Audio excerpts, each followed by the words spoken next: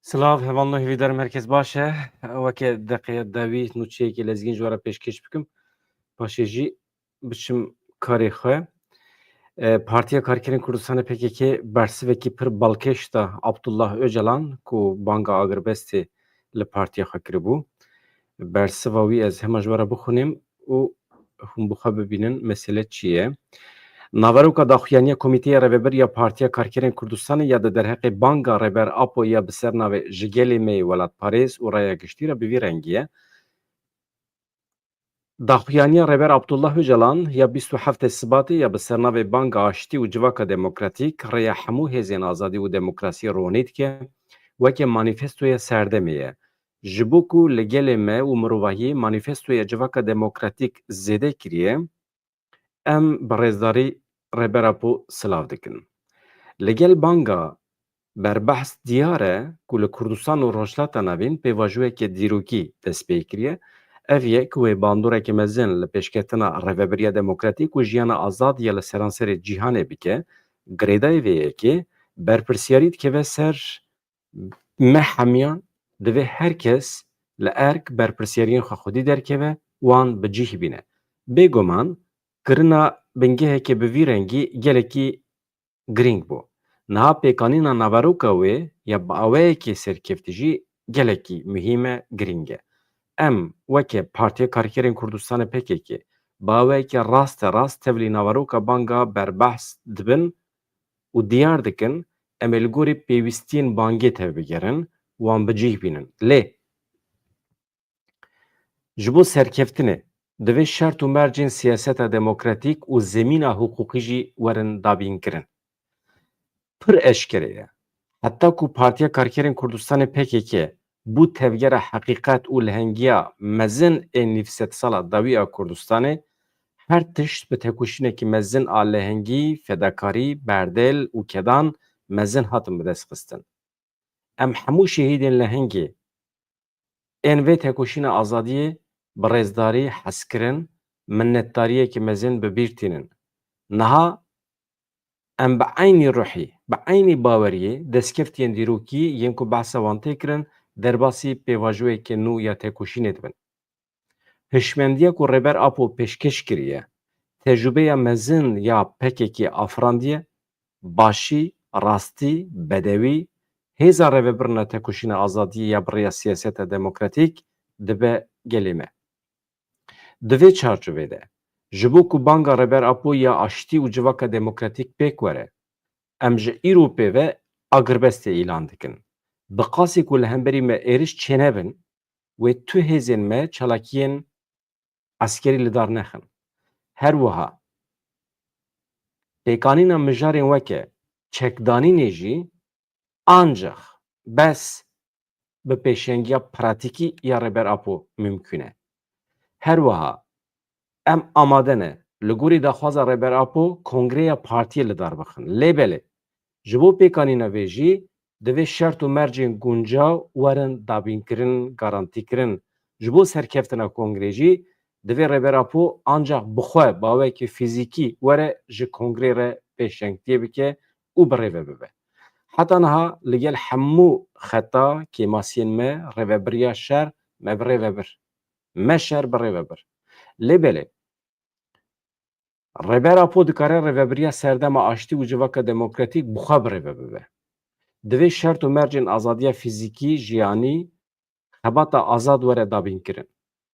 Rastiyên şember pir eşkere nîşan didin ji bo banga Aştî û Civaka Demokratîk baweke serkeftî pêk were, ji bo demokratîkbûna Tirkiye û Rojhilata Navîn ya li ser esasê çareseriyê demokratîk ya pirsgirêka Kurd, ji bo pêşxistina tevgera demokrasiya kurevî, divê şertên Rêber Abdullah Öcalan ên ku karibe bawekî fîzîkî azad bijî bixebite bêne misogerkirin. Hevalên wî jî di nav da karibe bê astengî kî bixwaze bi wî re tekilî çêbike. Em hêvî dikin ku pêwîstiyên vê yekê ji aliyê saziyên eleqedar yên dewletê ve bêne bicîhanîn. Gelê me, dostê me hêja. Banga Rêber Apo teqes neya dawî ye. Berova jî vê destpêkeke nû ye. Weke ku di daxuyanî de pir balkêş tê gotin, baweyekî eşkere re xeberçavan tiştên ku divê di 25 salên dawiyê de yani 35 salên dawiyê de bi taybetî divan 20 salên dawiyê de bihatine kirin lê bi qasî ku tê xwestin di dema xwe de nehatin kirin niha divê teqez bêne kirin. Di vî warî de pêwîst e banga rêbertiyê, sedemên wê, taybetmendî, erkên pêvajoya nû ya ku daye dest pê kirin rast û têr bêfem kirin. Divê pêwîstiyên wê serkeftî bên pêkanîn. Divê bi berpirsyarî û ciddiyeteke mezin nêzê navaroka bangê bin. Gelekî giring e ku li qadê baweke serkeftî were bi cîhanên. Ez hema têm bi zindî de me. Hema têm. Em ji bîr nekin ku barê herî mezin rêber apo her tim hilgirtiye ser milê xwe. Rêya me ronî dike, pêşengiya me dike. Niha banga aştî û civaka demokratîk gaveke nû davêje ji bo hemû bindestan bi taybetî jî jin û ciwanan pêvajoyeke nû ya têkoşînê dide dest pê kirin. Ji ber vê yekê em taybetmendiyê vên pêvajoya nû rast fem bikin li ser esasê ku her tim li hemberî her cûre sextekarî û êrişan amade bin, erkên wê bi serkeftî bicihibînin, em rêxistinbûna xwe ya demokratîk û têkoşîna xwe ya azadiyê li her qadê bi cesaret fedakariyeke mezin li Kurdistanê, li Rojata Navîn, li çar aliyên cîhanê geş bikin, divê em hemû ji bo serkeftina banga rêbertiya xwe berpirsiyar bin. Vaye em ketin meha adareke nû kelejana heştê adarê Newrozê dijîn. Em şoreşa azadiya jinê li ser bingêha jîneolojiyê pêş dixin, li ser xeta şaristaniya demokratîk jiyana civaka exlaqî û polîtîk birêxistin dikin, em hewl didin heqîqeta apoyî baweke rast û têr fehm bikin, şoreşa heqîqetê ku şoreşa zîhniyet û şêwazê jiyanê bi pêş bixin. Banga rêberapoya dawî di estê xwe de banga xurttir xwedî li heştê adarê û Newrozê derkevin. Ew e, bi kelecanekî mezin divê were pîrozkirin. Ji her kesî zêdetir divê jin û ciwan vê bangê rastfem bikin. Bi xurtî xwedî lê derkevin. Pêwîstiyên wê bicihîbînin. Li ser van esasan em heştê adarê roja jinê ketkar û her wiha Newrozê li hemû jin û ciwanan li gelê me dostê xwe pîroz dikin. Bang li her kesî dikin ku bi ruhê heştê adarê û Newrozê xwedî li banga rêbertî derkevin, li her qadê têkoşîna azadiyê geş bikin, bijî pêşengê qehremanê gelê me. Hevan û daxuyanî bi vî şeklî ye. Niha ez bawekê lezgîn evket ajansan hevanno baş e hêjî wext heye.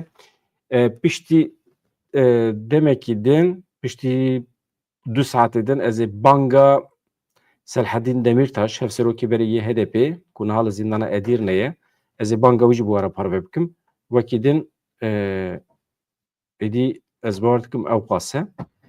Yani ev pêşketinên dîrokî ne niha di jiyana me de pêk tên demên tarîxî ne. Yani Rêzdar Abdullah Öcalan banga agirbestê û çekdanînê û bang li rêxistinê dike ku xwe ji nû ve teze bike. Yani cûreyeke nû ya têkoşînê daye dest pê kirin. Rêxistina wî Partiya Karkerên Kurdistanê jî bersiv daye. Em amade ne hemî pêk bînin lê bi şertê ku tu bawekî fîzîkî werî nava me û vê pêvajoyê bi xwe birêve bibî. Hem kongrê birêve bibî, hem jî pêvajoya çekdanînê, hem jî pêvajoya xwenûkirinê. Divê tu bi xwe ancak werî birêve bibî. Yani em me erka xwe ya şer me pêkanî bi qasî ku ji destê me hat, me şer kir û pêvajoya aştî jî divê tu bi xwe birêve bibî. Ew jî daxwaza wan e. Baş e. Bi xatirê we bi hêviya rojên xweş azad dem baş.